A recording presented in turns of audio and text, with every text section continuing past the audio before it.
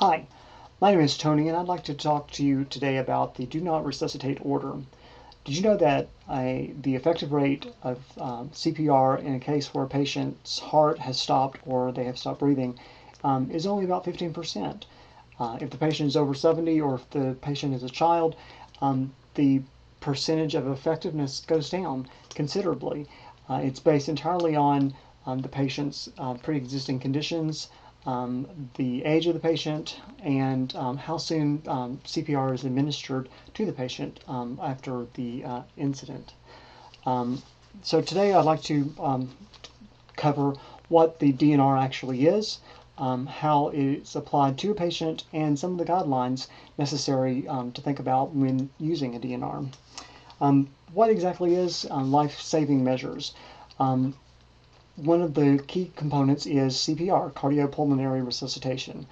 This is basically chest compressions to the patient to help promote circulation to the of the blood.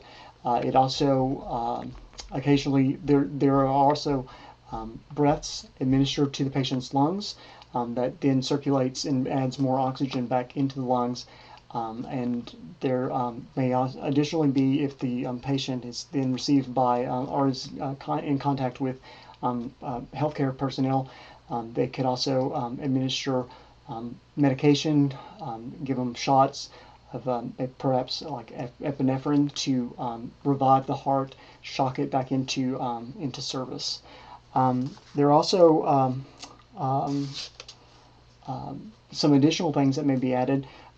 Or that may be done to the patient. One of them is putting them on mechanical breathing. This is basically a tube that's attached to the mouth and then does the breathing for the patient. However, this is very uncomfortable to the patient, and oftentimes they are put into a coma, a medically induced coma, to keep the patient unaware of what's going on to their body. They are unable to speak if they are conscious. And those type of appliances are prone to promoting pneumonia in the patient. Another component is artificial food and liquids administered to the body. Basically, a feeding tube is put into the mouth, down the esophagus, into the stomach, and nutrients are periodically pushed into the tube to feed the patient. However, there is a 50% chance that the food can be regurgitated back into the lungs and then cause secondary infections. Those can often be treated with antibiotics, but depending on the existing health of the patient, they may not be. That may cause additional distress and cause the patient to be unable to recover. With the use of CPR, the patient may have additional things such as punctured lungs or spleen, liver, and broken ribs. So the patient may end up being worse off than when they went into distress. Basically, the way a DNR works, the patient asks the doctor or informs the doctor that they do not want to be resuscitated in the event that they go into a code situation. The patient then, the doctor then gets the patient to sign an authorization saying that they do understand what's going on and they are requesting this of the patient, of the doctor.